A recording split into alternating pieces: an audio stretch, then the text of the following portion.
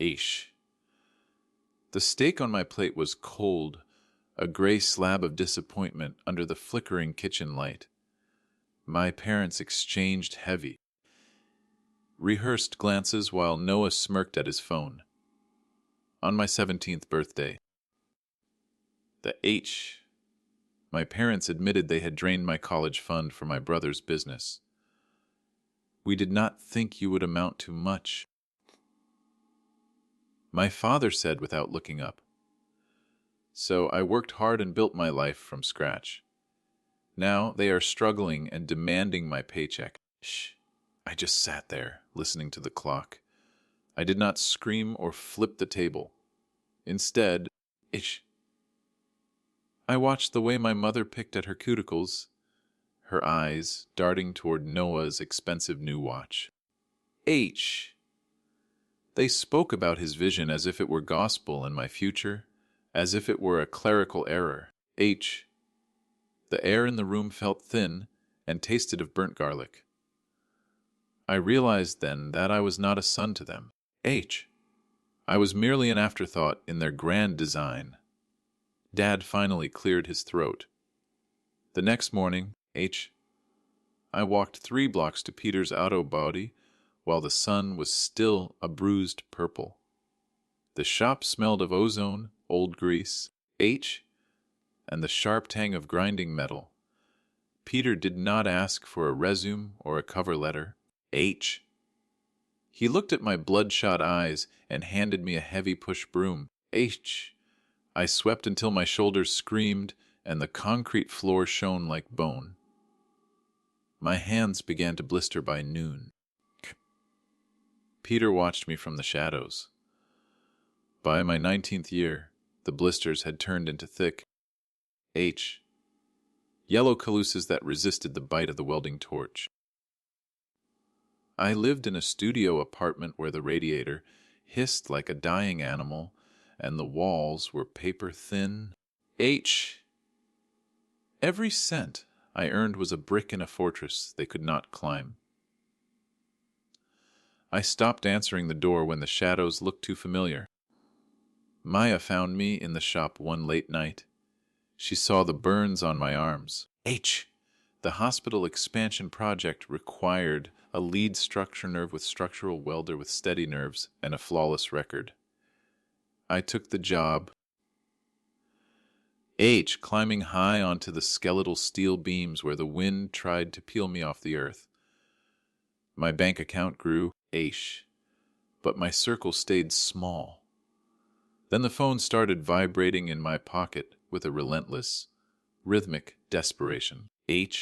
Noah's app had finally imploded into a spectacular mess of lawsuits and debt. My father's voice sounded thin on the first voicemail.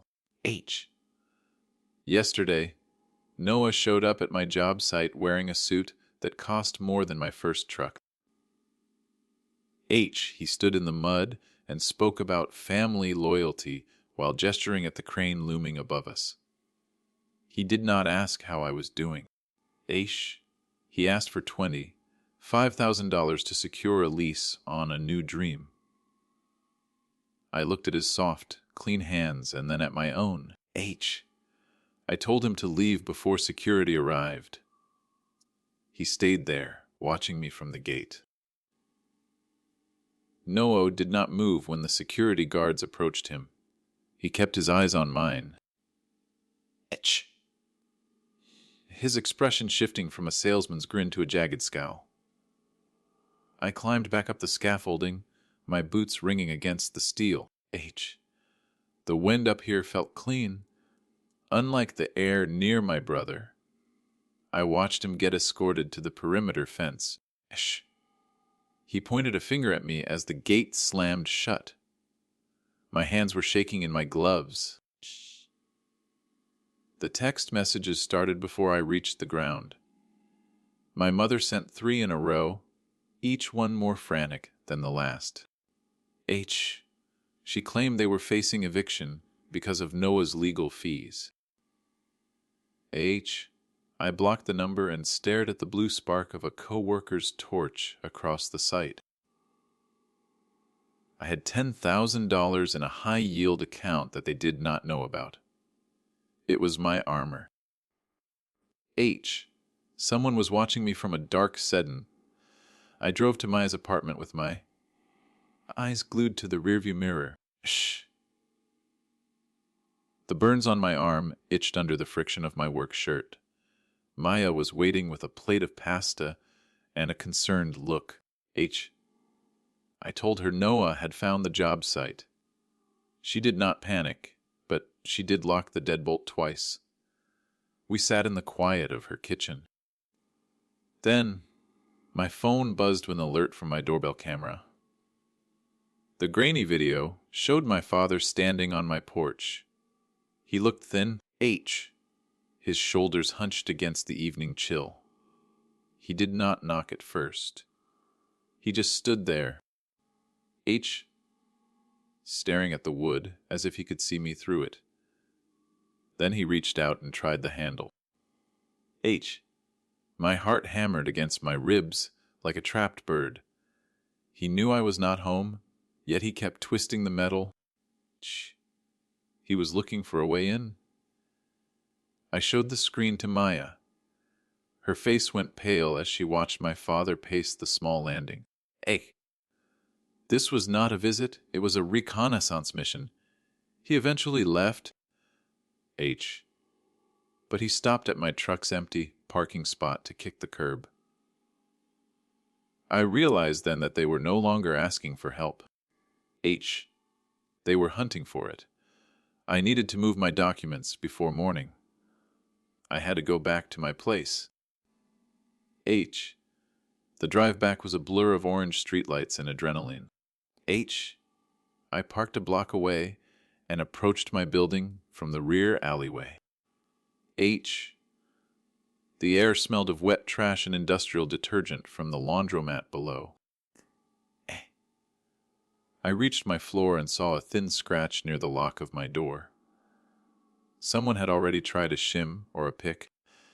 I stepped inside and did not turn on the lights. The apartment felt like a tomb. I reached under the bed for the small fireproof safe. My fingers hit empty space. My stomach dropped into a cold, dark pit. I scrambled on my knees, searching the shadows, but the metal box was gone. Everything was inside: my birth certificate, the physical title to my truck, and my social security card. I looked toward the window and saw it was unlatched. A single, muddy footprint marked the white windowsill. They had everything they needed to become me.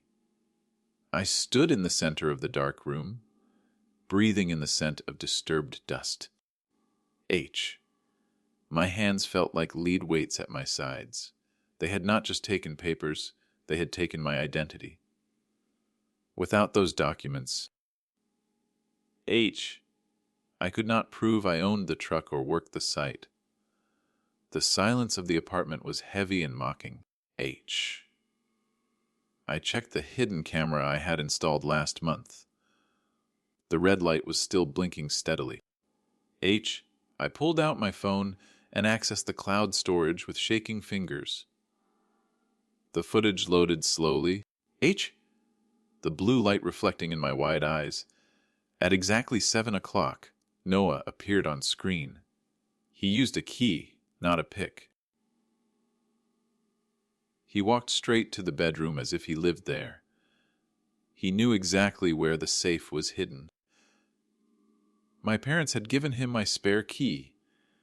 They were accomplices in a felony against their own son. My objective was clear. I had to get the safe back before he opened a line of credit. I grabbed a heavy pipe wrench from my tool bag for weight. I drove toward my parents' house, the old neighborhood looking like a row of teeth. The streetlights flickered as I passed. I saw Noah's leased BMW in the driveway, parked crooked and arrogant. Light leaked from the basement window. He was already down there working. I did not knock on the front door. The H. I went to the side entrance and used my old shoulder to force the latch. The wood groaned but held until the third strike. H. I stepped into the kitchen and saw my mother standing by the sink. She looked at me with a hollow tired pity that made me want to burn the world. "Where is he?" I asked. She simply pointed down. The basement stairs creaked under my work boots. Noah was sitting at a folding table with a crowbar in his hand. The safe was open. Its contents spread out like trophies. He looked up, a manic glint in his eyes. "We just need a little leverage, Phillip," he said. We just need a little leverage, Phillip, he said. I did not waste words on him. I stepped forward and gripped the edge of the table. He reached for my birth certificate. I slammed the wrench down. The heavy steel missed his fingers by an inch. Denting the wood with a dull thud. No, scrambled back, his chair clattering against the concrete floor. "You're insane," he hissed, his face turning a sickly shade of white. I started gathering my documents, my eyes never leaving his. My father appeared at the top of the stairs, watching the scene with crossed arms. He did not intervene.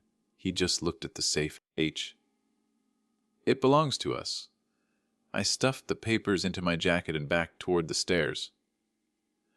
My father did not move to let me pass. He stood his ground, a shadow blocking the only exit.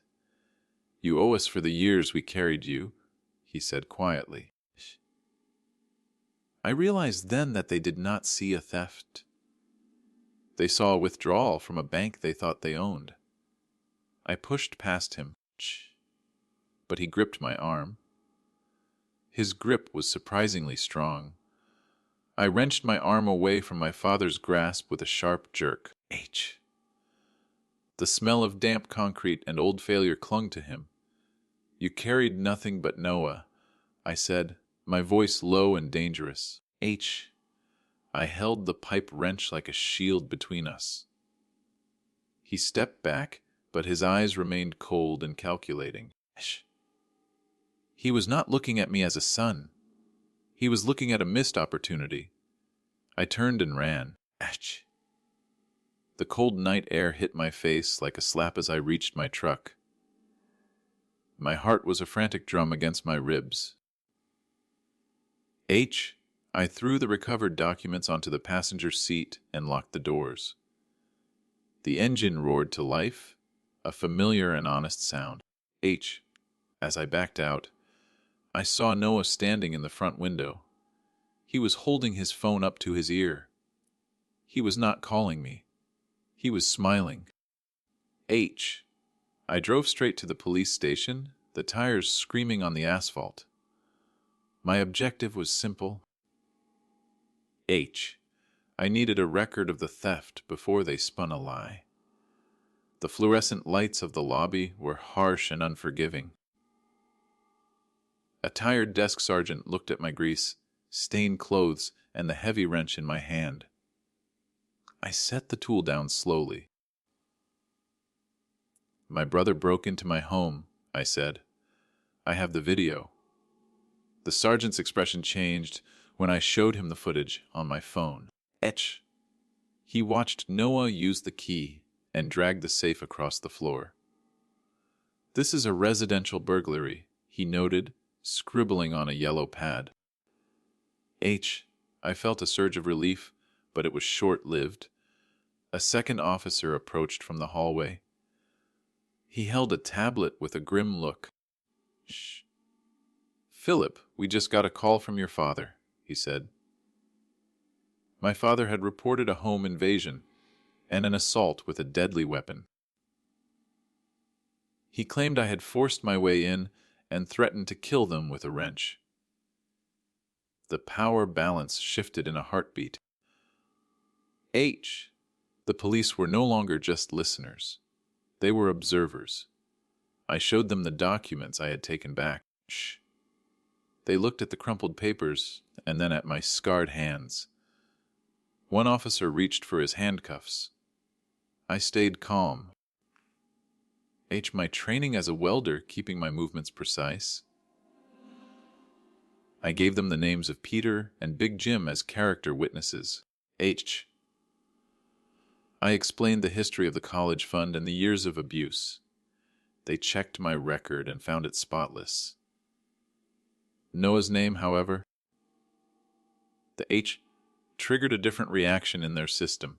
He had 3 outstanding warrants for unpaid business taxes and fraud. The handcuffs stayed on the belt. The sergeant looked at me with a flicker of respect. We will send a car to the house to verify the break-in, he said. I walked out of the station. The dawn light beginning to bleed over the horizon.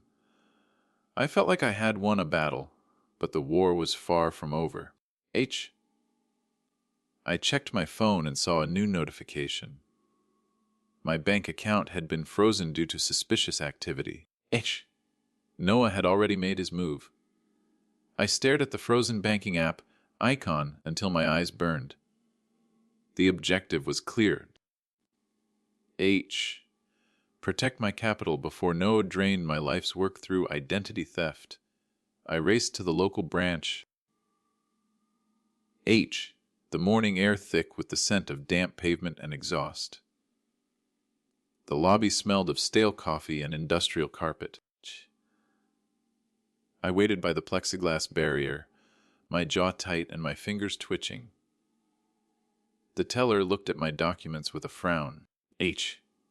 My account was a void. The bank manager led me into a small office that felt like a glass cage. He explained that a notarized power of attorney had been presented an hour ago.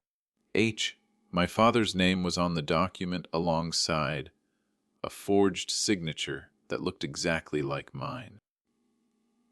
They had used my stolen social security card to bypass every security measure I had built. The money was not gone yet, but it was sitting in a holding account. I felt a cold, sharp anger. I handed the manager the police report and the flash drive containing the footage from my apartment. The video showed Noah stealing the very documents used for the forgery. The manager's professional mask slipped, replaced by a flicker of genuine shock. He made a call to the legal department while I watched the clock on the wall. The power balance shifted as he began typing rapidly. He was no longer protecting the bank. He was protecting himself from a massive lawsuit. The manager looked up and sighed. We can halt the transfer, but the account will remain locked for 48 hours until the police verify the fraud, he said. I walked out into the sunlight, feeling the weight of the delay. 2 days was an eternity for Noah to find another angle. I drove to Peter's shop to find sanctuary among the familiar sounds of grinding steel. Peter was standing by the welding bay, holding a thick envelope. He looked older today. Someone came by looking for you, Phillip. Peter handed me the envelope. His calloused thumb rubbing the paper. It was a formal summons. My parents were suing me for back, dated room and board. Claiming I owed them for 17 years of upbringing. They were trying to garnish my wages through the court system to pay off Noah's failed business debts. It was a desperate, ugly move designed to bleed me dry. Peter watched me read the legal jargon. I did not say a word. I just gripped the paper. I realized then that they would never stop until I was as broken as they were. My phone chimed with a message from Maya. She had found a tracker taped inside the wheel well of her car. Noah was not just after money anymore. He was hunting the people I loved. The pressure in my chest felt like an over-pressurized tank ready to burst. I needed to end this legally and permanently. I called a lawyer Darnell had recommended once. The lawyer's voice was smooth and clinical over the speaker. He told me that the combination of burglary, forgery, and stalking was enough for an emergency protective order. "We can serve them by tonight," he said. I felt a grim satisfaction as I pulled back onto the highway. The hunter was about to become the prey. I glanced at the passenger seat, where the wrench still sat. Then I saw a familiar sedan following me. It was my father's car. The black sedan clung to my bumper like a parasite in the rearview mirror. My father was not even trying to hide his presence anymore. I gripped the steering wheel until my knuckles turned white against the worn leather. My objective was to lead him away from Maya's apartment and toward the precinct. The city traffic was a slow, agonizing crawl that favored his persistence. I could see his face in the mirror, a mask of grim determination. He looked like a man who had already lost everything. He was dangerous now. I turned onto a narrow side street to test his resolve. The sedan followed without hesitation, its tires chirping against the hot asphalt. The scent of ozone and exhaust filled the cab of my truck. My phone buzzed on the console with a text from an unknown number. "We just want what is fair, Phillip," the message read. It was a lie wrapped in the language of family. I did not respond. I just checked the weight of the pipe wrench on the seat. The tension in my jaw was a constant The drive became a game of high-stakes geometry through the industrial district. I swung my truck around a delivery van, hoping to lose him in the maze of warehouses. He clipped the van's fender, metal screaming against metal, but he did not stop. The sound of the impact echoed off the brick walls. He was willing to destroy his own car just to keep me in sight. I realized then that this was no longer about a paycheck. This was about total control. He wanted me to yield to his authority. I pulled into the parking lot of a derelict shipyard, gravel spraying under my tires. It was a dead end, a place of rust and salt air. I hopped out of the cab before the dust had even settled. My father's sedan skidded to a halt 10 feet away. He stepped out of the car. His movements stiff and awkward. He looked at the crane overhead and then at me. "You think you are so independent," he spat. I watched his hands. They were empty, but his eyes were full of a dark, cold malice. I stood my ground near a stack of rusted I-beams. "We are done talking," I said, my voice as steady as a structural weld. My father laughed, a dry sound that lacked any real humor. He reached into his pocket and pulled out a small, leather-bound notebook. It was my grandfather's journal, the one he had promised to leave to me. My father began tearing the yellowed pages out, one by one. He dropped them into a puddle of holy water. Each page was a piece of my history dissolving in the grime. The sight of my grandfather's handwriting floating in the filth broke something inside me. I did not rush him. But the air around us felt like it was charged with high voltage. This was his leverage, the last emotional anchor he had left to cut. He looked at me, waiting for a reaction, for a plea or a punch. I just reached for my phone and started recording the destruction. H. The power balance shifted as he realized I was documenting his spite. He stopped tearing and gripped the spine of the book tight. H. The sound of sirens began to wail in the distance, growing louder with every heartbeat. H. I had shared my live location with the lawyer and the police 5 minutes ago. H. My father's face crumpled as the first blue and red lights reflected off the rusted metal. The H. He looked at the notebook and then at the approaching cruisers. He realized he had been lured into a trap of his own making. H. He dropped the ruined journal and moved toward his car. "Stay right there," I commanded. He froze. The game was finally over. Shh. The officers arrived with a screech of brakes and the smell of hot rubber. They moved with a practiced H. clinical efficiency that I admired. My father was handcuffed against the hood of his damaged sedan. I watched the metal ratchets click shut, a sound of finality I had waited years to hear. H. They found the tracker's remote receiver in his glove box, along with the forged power of attorney. H. He did not look at me as they loaded him into the back. I felt a strange, hollow coldness. I was finally safe. H. I walked over to the oily puddle and knelt down to retrieve the soaked pages. The ink was blurred, but the spirit of the words remained. H. I tucked the wet remnants into my jacket, feeling the dampness seep through my shirt. H. Maya called just as the last cruiser pulled away from the yard.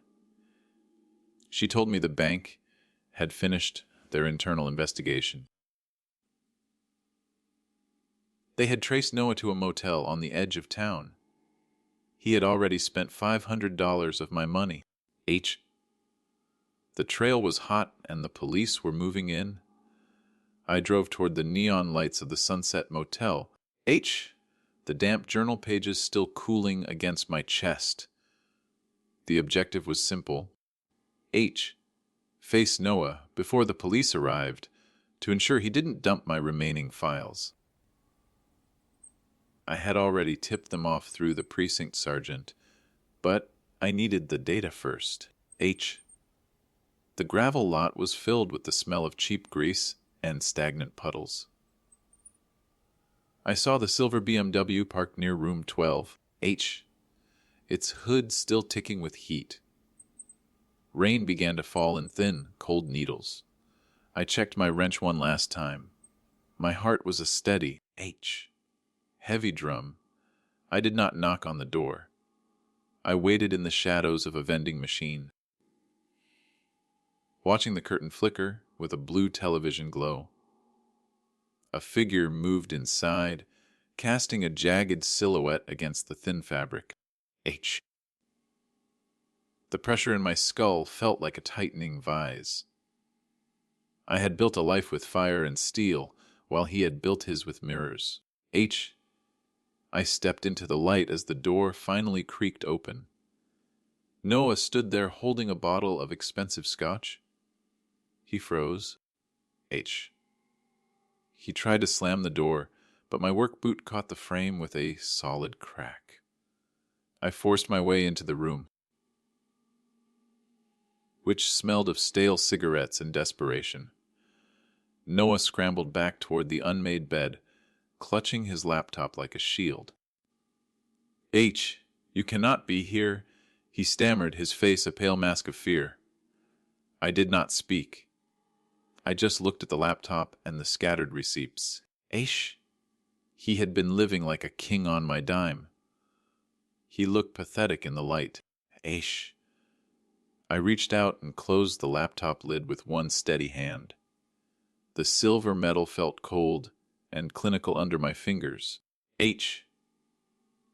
Noah's bravado finally broke, and he began to sob, a sound that lacked any real weight. He tried to tell me about a new deal, a way to make it all back in a week. I watched him lie with the effortless grace of a shark.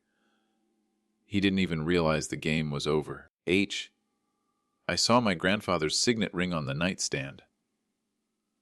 I picked up the ring, the gold feeling heavy and familiar.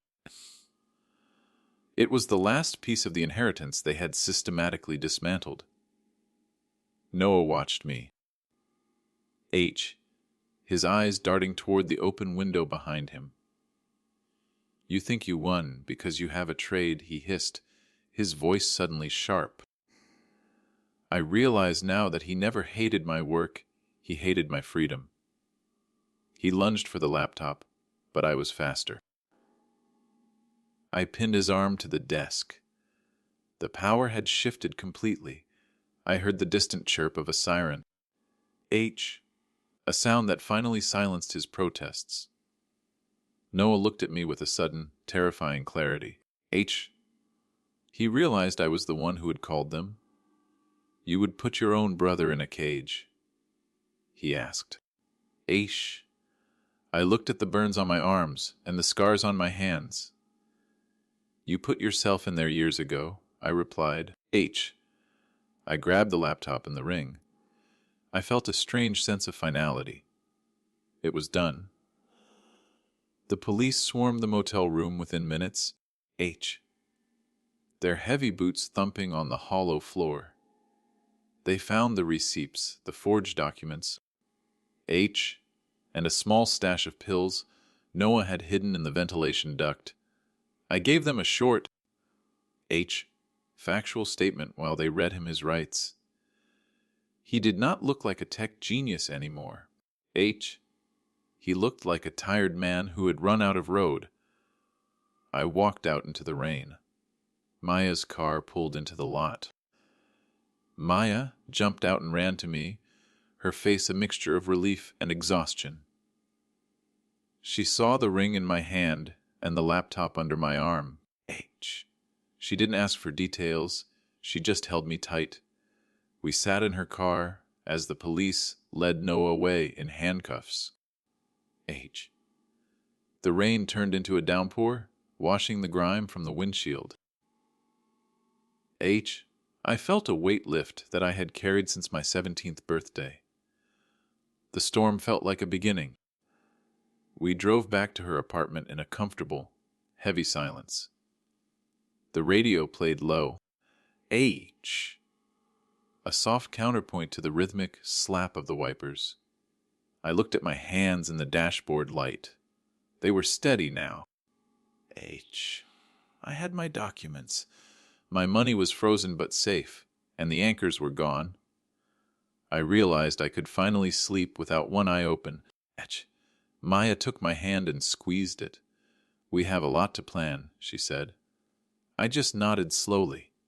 The next morning, Peter called me with an urgent tone. He told me the news of the arrests had already hit the local papers. My mother had been seen leaving the county jail alone, her head bowed in shame. But then he dropped the real news. A private investigator had contacted the shop, looking for my father's hidden assets. It turned out the college fund was only a small part of what they had hidden. My grandfather had left me a plot of land in a trust they had suppressed.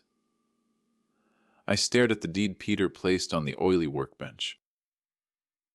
The land was 10 acres of timber and creek bed north of the city. My grandfather had never told me about it. He knew my parents would sell the dirt for a quick buck. They had hidden the property tax bills for years, paying them with my stolen college fund. I felt the weight of the paper in my hand. It was not just dirt. It was a future they could not touch. Peter stood beside me, his hands tucked into his work apron. He explained that the land was zoned for light industrial use. I could build a shop there or sell it, to fund the junior partnership. My objective was finally within reach. I had the leverage now. But the phone on the bench began to ring. It was the county jail. My mother was calling for the 10th time.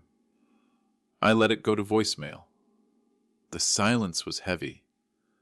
I drove out to the property that afternoon. The air smelled of pine needles and damp earth. I walked the perimeter, my boots sinking into the soft mud. I visualized the layout of a modern welding facility. The pressure of the last 4 years began to dissipate. I was no longer the backup kid.